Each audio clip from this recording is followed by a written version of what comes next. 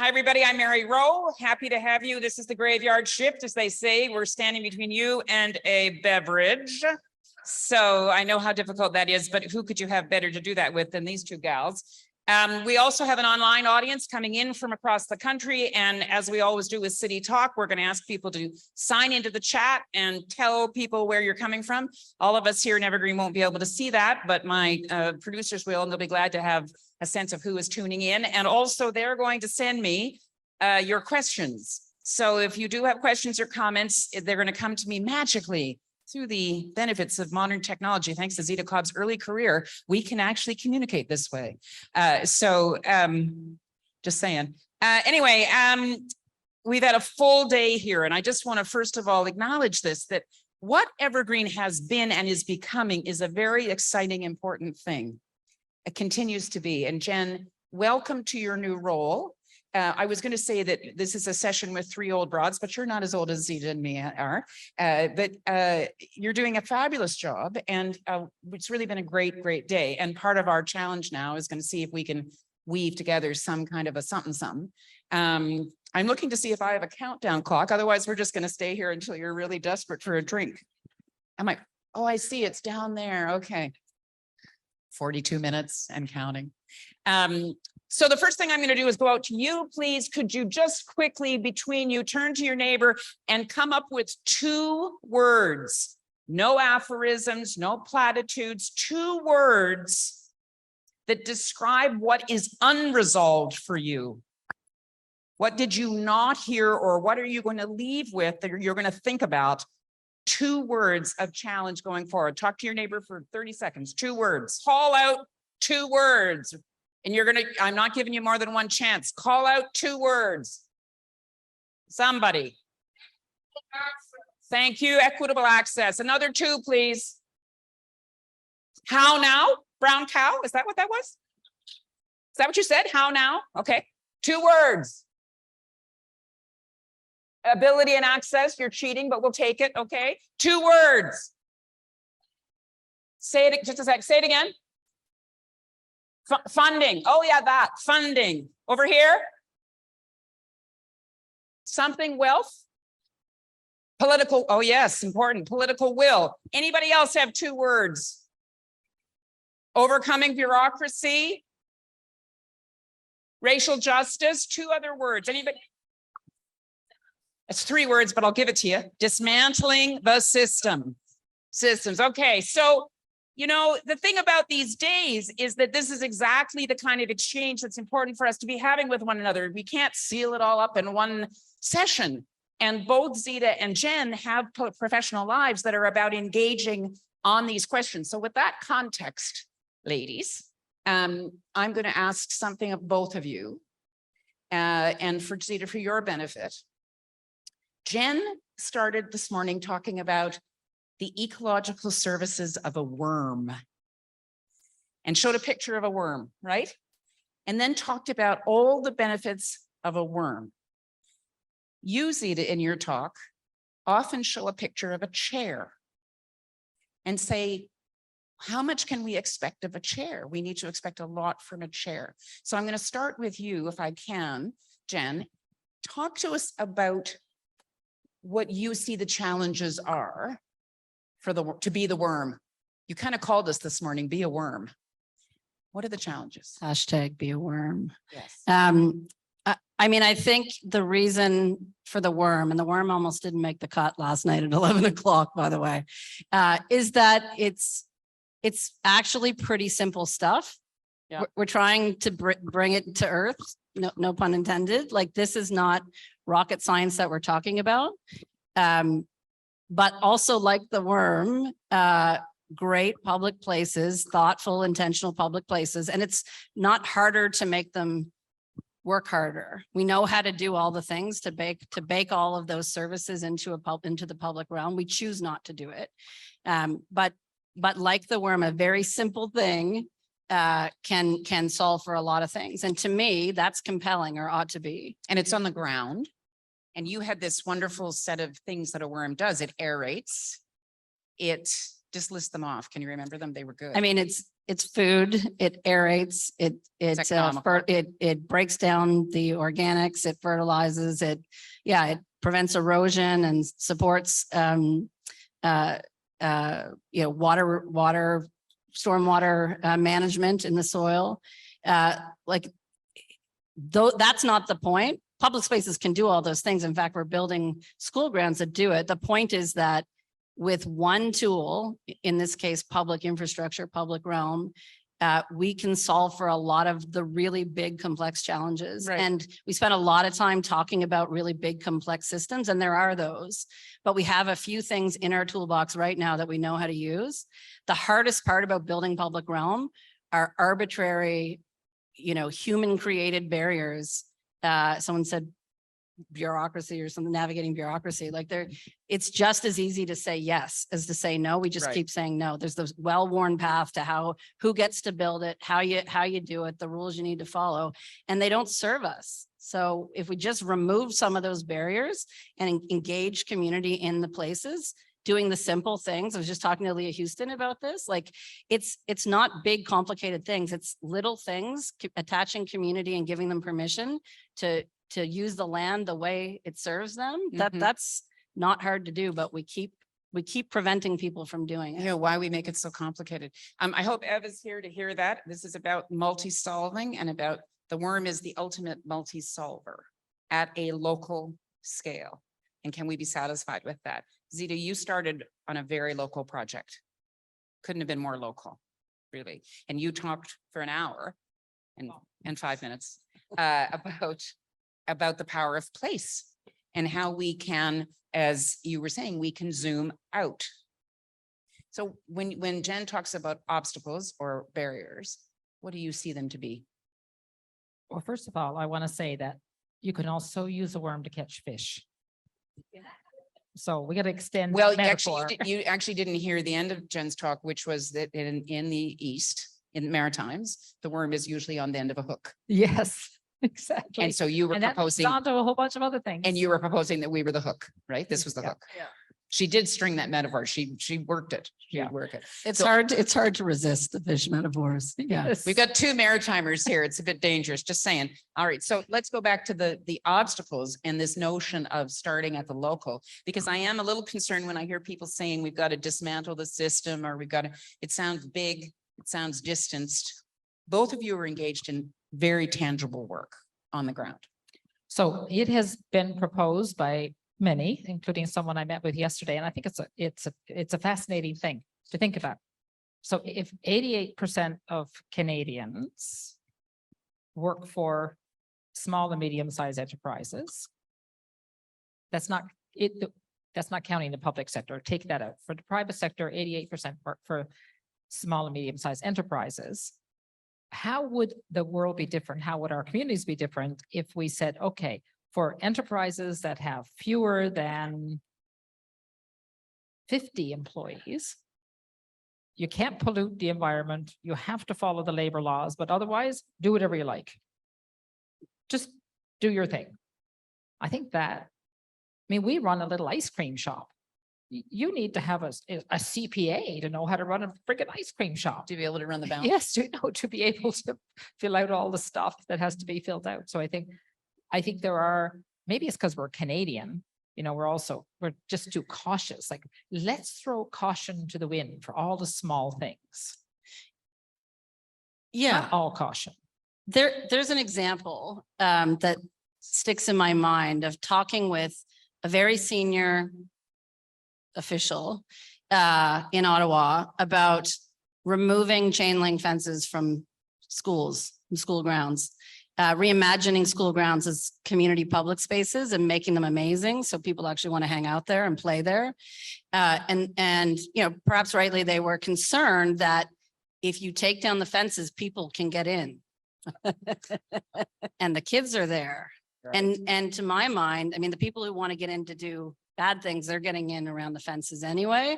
Right. What's worse is that people aren't getting in and community is not getting together. And so the kids are online rather than outside, and the communities live, behind closed doors. So I think we just fundamentally have to challenge the things we think are the are the only way to do things, like the rules that have been set up for some reason. They're just not fit for purpose anymore. And we know the story that they create. Yeah, I mean, this idea of we're probably a risk sensitive culture. I think it's probably attached to colonialism. I suspect my colleagues who are more sophisticated in their understanding from the Indigenous community than I would be would probably say that colonialism has become a construct, planning, zoning to control. And you're saying, wait, there might be some tweaks we could make to remove some of those impediments. If you look at all the advocacy we all now do for creating complete neighborhoods, complete communities, a lot of it is, why not, right? Why can't we take the fences down, right? Yeah, in big ways too. I mean, again, I think we're still building highways We're still building highways. as the priority. But it's also a little bit about, I mean, back to the ice cream shop or any other small enterprise of any kind. It's we somehow make laws that tell us how to do it, as opposed to saying, okay, don't pollute, don't poison anyone, and observe the labor laws. But we don't stop there. We tell you then, Yeah. and then we make you fill out forms, so we make sure you're doing all that. Yeah. And so I think we've created a huge amount of rigor mortis and I think that blunts people's will after a while. It's like, oh, that is really hard to do anything. I must tell you this funny story. When I left Fogo Island in 1975, I finished high school, we all had animals. We had horses, we had chickens, we had pigs, we had goats. And then in the winter, the horses were for getting wood and then we'd let them go in the summer, because if you let horses go, they will feed themselves. They will also get together. Anyway, we had no town council. There was no official government. Sometime in the 80s, I think, came a council. The first thing they did was to say, enough of these animals going about. If you're going to have horses, they have to be penned in the summer. Well, we have no horses anymore, because now you have to go out and get the food to bring to the horses who are inside the fences. So you kind of look at it and go, well, maybe it's not great that horses are swarming around the island, but we've got caribou that are still, we haven't put them in fences yet. But I mean, I'm with you. Let's take down the fences. Yeah. Well, and when you have such complex rules, you end up with really well-intentioned, lovely, municipal staff who've become regulators rather than city builders, who are interpreting the code and Because that's their job and they're supposed to do it. catching you in the But act. there would be an assumption, I think, that the bigger you get, the more sophisticated you get, the more intense an environment becomes, you're going to have these rules. But you're saying, wait a minute, I'm talking about an island, All places. really a small place. And the tendency we have to try to move in and try to control things versus allowing some things to emerge and self-organize, which is the challenge. And I would challenge all of us here who are engaged in city building, just beware of our own controlling tendencies that can start to come out, where all of a sudden we've got the way, it has to look like this, it has to look like that. It's a challenge, right? How do you keep the balance? Well, I think to really engage community, and to me, that's foundational for building places where people actually see themselves. They need to be involved in the building. That is a relinquishing of control by definition. And so I think the same is true in government, of building a place where people can, see themselves and participate wholly. It means you have to be able to relinquish some of that sort of top-down control, command and control style of leadership. And I'm actually seeing the exact opposite happening across the country. We're seeing like cities, who are the closest order of government, I would contend, to the people. I think that's pretty widely held view. The power is being taken from the cities, and it's being taken under this cover of it's a crisis, we need to go faster. And what's unfortunately happening is it's cutting out community from the decisions around building our cities. So what do you, let's take that for a second, because it's a lively conversation in many parts of the country. Don't know how many of you see what has just happened in Nova Scotia. It's happening in Ontario. It's happening in British Columbia, where provincial governments are now imposing and saying, you're not meeting your housing targets, so we're going to intrude. Tell me what we do about when, and I'm sure Zita will give us some thoughts on this. What do you do when a local community won't change? What do you do about NIMBY? What do you do about people's resistance to letting new people move in? How do you deal with it? I think you have to walk toward it. Like it's not I mean, you talked about false choices earlier. It's not a either or. Like we need the community engaged in the decisions. And so you have to going to a community doesn't mean doing what the community wants. The community doesn't want with one idea, but it is about hearing, like listening with authenticity and hearing the individual points of view, and then taking that information, hopefully with a bit of leadership and you know, a broad take on it. So it's not one person taking that and then deciding what they were going to decide anyway, but you can reflect on the pieces that you hear, and then hopefully it informs a better decision. But you still have to make a decision. You still are in a position of decision. So share with people who may not know the story as well as we do, but share with people the story about Peggy's Cove and what you have, how that went down. Just tell that story. Yeah, so there's a place in Nova Scotia called Peggy's Cove. It's among the most visited tourism destinations in the province, in the country, maybe. It used to be a fishing community. It now is much smaller than it was before. It used to attract, or does attract, many hundreds of thousands of visitors every year. So it'd not be uncommon to wake up and find someone drinking a cup of tea on your couch in the community. But it was indeed a living fishing community. I was working for a Crown Corporation responsible to steward some important infrastructure improvements there related to climate adaptation, but also just helping improve the visitor experience and centering the community first, like a living, breathing community first. So not a tourism, destination first. But there's a variety, even among the very few people who live there, there's a variety of opinions on what should and shouldn't happen. And so our job was to start with community, work with community, hear community, and build a plan with community. And when that plan began to be actioned, we got a whole lot of people who didn't live in community telling us the ideas were wrong.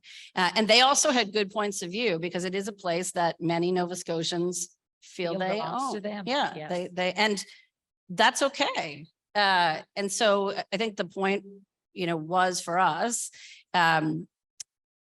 it still needs to happen. Like, it's hard to do public engagement. I've heard that a few times over and over. It's really hard to do it in a meaningful way that actually people feel is worthwhile for their participation, that they've been heard, that they see the results of their engagement in, whatever the outcome is.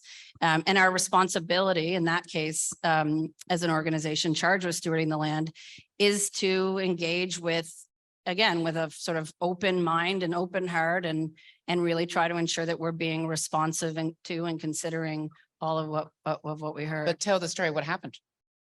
Yeah, the shit hit the fan, and it was on the national news, and there were placards and, whatever. And then there's a local artist, Bruce McKinnon, in the local paper, who, and it was a lot of it was about this particular intervention, which was a viewing platform designed to provide access over the very difficult to access natural terrain to people who use mobility aids, and one of them, a very good person who was very patient with me over a period of time, who used a wheelchair, said to me he hadn't been out on the rocks or near the rocks at Peggy's Cove for 10 years. When he had visitors who inevitably wanted to go there, he would wait in the car while they walked out over the rocks. So we were doing the deck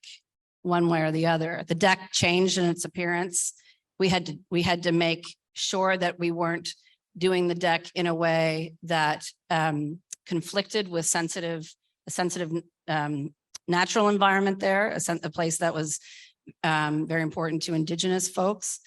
So there was stuff we learned along the way that actually directly changed the way it unfolded. But so Bruce McKinnon did this cartoon, and it was a dude holding a sign that said, don't change Peggy's Cove, and a guy in a wheelchair looking, but trying to look past it at the view. And then the public, and we wrote a note, you know, we wrote an editorial, the public conversation started to shift. And I think I said to the team at the time, I remember, like, these are hard conversations, but you still have to have them. You still have to move through them. We don't represent everybody. We're not a proxy for community. Community is community, and they don't all agree. Even within certain, you know, groups within community, we don't all agree. That's what makes the thing interesting. But we do need to listen, and we need to be open to change things in a way that's responsive for the right reasons. And so that's what we did. So it feels to me when you tell that story, which I've heard you tell before, that there was a moment where somehow you were able to foster collective empathy.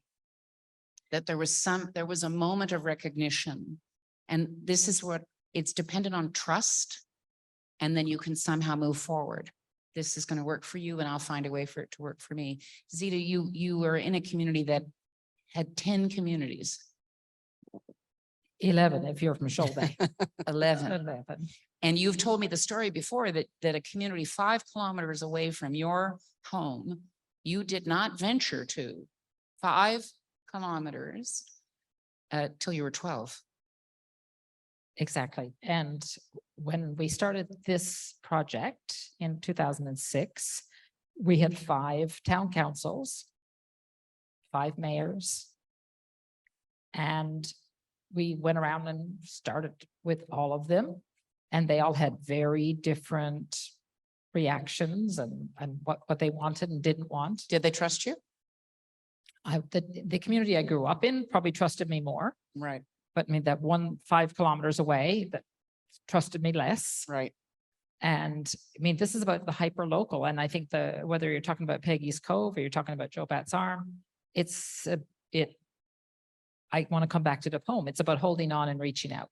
Right. And I think any community that hasn't thought about the reaching out part is doing a disservice to the people that are not here yet in that place. So we should talk about that for a minute. I'm sure that will resonate with lots of folks. That are we thinking about the next generation? Are we thinking about who is coming next? And are we thinking about Seventh the region? So there's hyper are we thinking local, about and the then there's region? local, and then there's region. So like, who should decide? And let's take, because we're on the example of Peggy's Cove. I don't know how many people live there. 150 people? I don't know. No, way fewer. Way I think fewer. it was 30, So 30 or 40. and we- Janine's in the audience. Oh, She'll know. And why would those 30 or 40 people be the ones to have the ultimate say? that's the question. Should they? Yeah. Because they live there, decide for all Nova Scotians or all Canadians? And that's the question that I think it's the right question. So how do we decide, and who's it for, and in what time frame are we talking about? So whatever we do in Peggy's Cove today is going to be done in Peggy's Cove for a long time. Yeah. And yet the consequences fall hardest on the people, good and bad, on the people who live there. So how do you find that balance? And so I'll tell you on Fogo Island, one of the most important sentences, because people in these 11 communities on the island really attach to the specificity of their place. And I mean, and they're different. Like Deep Bay and Tilting are very different places with one sentence. And the sentence that sort of where people kind of relax. I mean, okay, now we can talk about this, is we are one economic community and we are 11 different cultural communities. And I think when people start to feel like, okay, so I don't have to defend, then the economy can be an enabling thing that people then start to come together. We now have one town council for the whole island. Yeah. So let's talk about that, because you in your talk make it very clear that you're about economy. You're about an economy being the network, and it pretty much self-defines based on, I know Jane Jacobs used to talk about regions. Many people here will be familiar with her work on that. And she would often say it goes as far as the money goes. That's how big the region is. And if you follow the money. So when you think about the connection between place and money, or assets and resources, people, I'm going to try to remember that distinction you made. How do we make decisions then about ownership, tenancy, regulation? How do you decide who is the decider? I don't think we have built those architectures very well. Right. The one that you will know, because in our community economies pilot project were 5 communities. One of them was Victoria, and Victoria and region have come up with what I think is an admirable piece of architecture called the South Island Prosperity Partnership, Mhm. which has sitting on it business people, municipal leaders, indigenous communities that are around Victoria, not-for-profits, and they basically try and play a coordinating role in the economy. And it's ad hoc. It's not formalized. It hasn't been empowered by government. It's collaborative. I think it came up from the bubble From the from the bottom. ground, Yeah, from yeah. the worms. I don't exactly know how it started, but and I'm sure that they suffer and struggle, but they Mhm. have an architecture that talk to each other. And I mean, this is the same thing on Fogo Island. It's like no one wants to be told how to live, but we are not going to be successful as a community if we can't have an economy that works, and we're not going to have an economy that works unless you do your bit. And if you need to change something and you need to change So something. the economy is the connective tissue. It's the piece of, It's the It's the foundation. foundation. It's not, yes, it's the connective tissue, how you belong to the broader economy and regionally and provincially and nationally, but it's the foundation. That's what we need to build together. It's interesting because if you look at public spaces, Jen, and I'm sure in the work that Evergreen will continue to pursue across the country, you're going to have examples of fabulous public spaces, and it won't be clear that there's only one owner, right? There certainly won't only be one stakeholder. So I guess could we look at, there's a whole body of work called place governance, which is not about governments. And I'm wondering if there's opportunities for you to partner with the private sector and, Yeah, I mean, I feel like, first of all, if anybody's the owner, it isn't any of us. Right. And I think the idea that somebody has to own and decide is the thing we should be talking about. Like, we can set up constructs that don't just remove barriers for community participation and agency and decision authority, but actually enable and incentivize it. And one of the things I've certainly learned in my time working in sort of asset-based community development is community can do a whole lot of things with not that much. And we spend a whole lot of stuff on things that don't have a lot of impact or don't have the right impacts. Right. So I think there's just a fundamental rethinking of where government has a role or how government might be able to activate other sectors, including community at large, in areas, that is beneficial for community to lead, included among those better public spaces. I mean, is this where land trusts? I even fit? think it's like simple stuff like health. Okay. We spend a pile of money on health.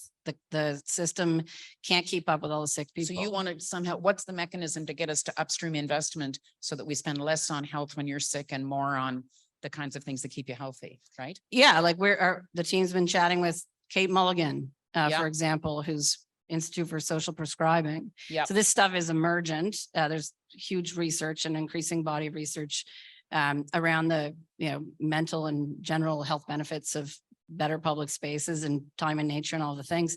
Again, I think it's not the way we think it all works. It may also be that government will be, with all due respect to my colleagues from government who are here, government may not be the first in on that. It may need other kinds of money to go first to demonstrate, and the government maybe will follow. Yeah, I mean, I think that's one of the things I've found to be pretty exciting about this sector that I now find myself involved in, like the ability to leverage private investment, sort of community-minded, corporations and also individuals who are willing to invest a little in the public realm. That is attractive to government because then their scarce public dollars will go further. And the risk is distributed. They're not having to carry the full risk. Yeah, I mean, if it's great, they can own it, and if it falls apart, I'm happy to take it. Yeah, then you'll take the hit. Zita, Rajan's work on the 3 pillars was also about that, about how do you actually get an equal stake, and it's that we're not waiting for only one sector to fix something. And I think in the community pillar, as Rajan calls it, I think it's been undermined a little bit, I mean, a lot, by the over professionalization of things. Okay. And it starts with, if you want to do something, and let's say we want to collaborate with the other pillar, let's say the government pillar. Oh, well, we have to get a consultant to give us a report before we can do that. It's like, okay, well, we all got together and said, this is what we'd like to do, but no, now we have to get it blessed or validated. And then what happens is all that knowledge that comes out of that becomes something that consultants are trading in that is actually not in the public domain. Yeah. And it's like we become sort of stunted somehow in our ability to, but I also think, I know Mary always gets mad when I say this, one of the biggest challenges, and maybe this is only in small communities, is we're not particularly coherent. So I really feel for a government agency or a company that comes into a place and with all good intentions. It's like, how do you talk to a community? How do you work with a community? It's like trying to work with a porcupine, because we are self-canceling. You sort of started our conversation with this, like, how do you deal with NIMBYism? And so Well, I'm so interested. I mean, how did Peggy's Cove happen? You built an inn, for crying out loud, an extraordinary modern architecture inn in a part of the country that isn't exactly known for modern architecture. So somehow you were able to cobble together, and I'm assuming it's based on trust and on some kind of, they started to feel they were willing to take a collective risk. yeah, I think it helped that I grew up there. Yeah. As one man said, I'm sure you didn't come home to make things worse. But I think but the other thing was about ownership. I think that's where the trust came from, because I don't own that inn. Right. And I think if it was, some corporation number 850 that's going to put up an inn on Fogo Island, I think they'd be finding the pointy part of people's elbows pretty quickly. So I think, and not that it couldn't be done, but then it becomes down to the process, but it comes back to this ownership thing. I think that's where community have agency is where there's ownership. Yeah, I think setting expectations that this is not about satisfying everybody in the room, but it is about listening. And if you can be authentic in listening and feed back what you've heard, and then talk about how the decisions that were made reflect what you heard, either that it's in and why, and that it's out and why, like that does build a bit of trust. At least Transparency. transparency, but also authenticity. Like Right. having worked in government, there are lots of public open houses that people were excited when no one showed up. Yeah, exactly. We've all been to those or Yeah. not gone to those. Yeah. Yeah. So let's just go back then to this idea of accessible space. We heard accessible here, and public space or civic space. This idea that a physical manifestation matters, a place matters. And I know that both of you are championing that. And I'm curious for you, Jen, and then for you, Zita, in terms of how do we shift the way we invest? How do we shift the way we regulate? How do we shift the way we do policy to make place the primary consideration? That's a hard question. I mean, I think to me, fundamentally, so there's already lots of value inherent in the public realm, for example, Right. that can be leveraged to make the improvements that need to be made. Like streets, for instance, we own those. Yeah, I mean, even just in my experience working on a waterfront, it was a brownfield site where nobody would build. Now there's literally hundreds of millions of dollars invested there of private capital because it's a place everybody wants to be. And, the High Line is a perfect example of that in New York City, where the development lift all around it was significant. How can we extract some of that, for example? But I think fundamentally the more powerful and compelling possibility of public realm is that if people actually see themselves in it, if they feel welcome to participate, if they and especially folks who haven't seen themselves in the public realm before, haven't felt welcome to participate before. And as a result of that, community can come together, different people from different, spaces and places can all come together and meet each other and buy tomatoes or, some kind of exchange. So there's a programming piece, there's an animated piece. I mean, back to Zita's description this morning, which was this afternoon was so important, is that you started with art. So you started in essence with programming. You felt it was important to visually attach place to to an expression. And conversations around that, right? It's a yes. It's a It's conversation. about the conversations that art. So it's provokes not and- just a static place. It's actually an engagement. Yeah, and if the economy is working the way it should, it is social. And where we gather, whether we're buying tomatoes or having coffees and whatever, that is all a part of public space. You know, our version of that is main streets. And we've got data now to suggest that, 70% of the Canadian population live within 600 meters of a main street. And that's where they exchange, talk, purchase.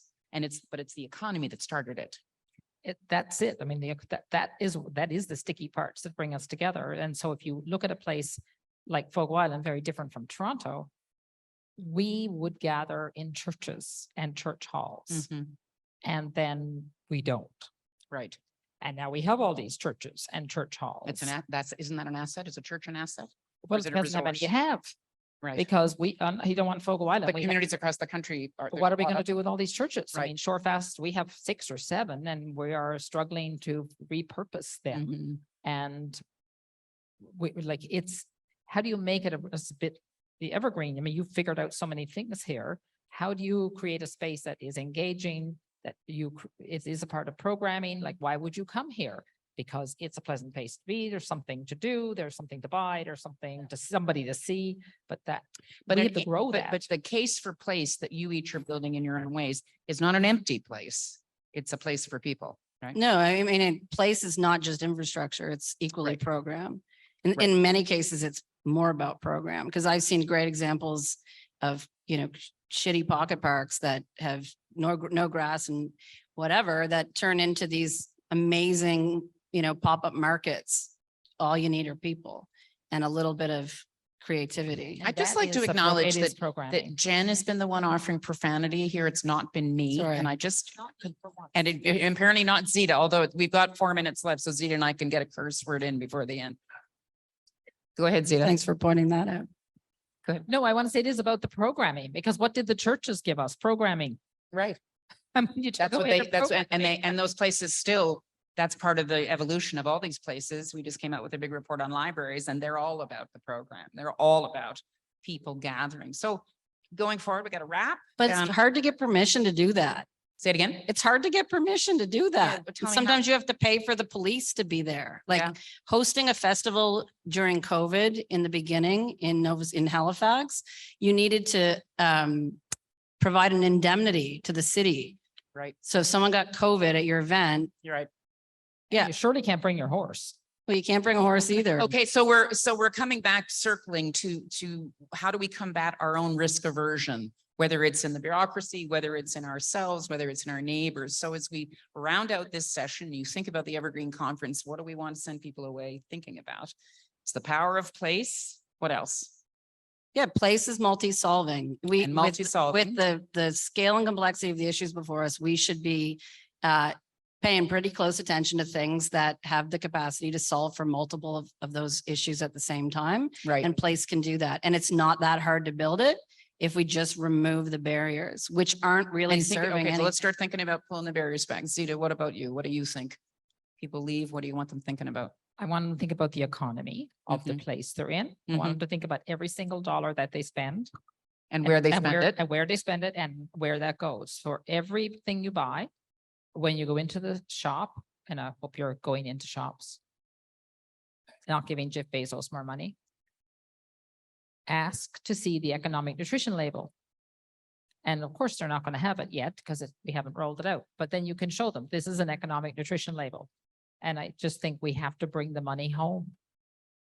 So you want to tether money to place Yes, I wanted to come to a place and move around and stay in the and place. stay there. And Jen is creating spaces where we can drop a bit of dough and start to have that kind of engagement with the economy and with the place and with the people in it.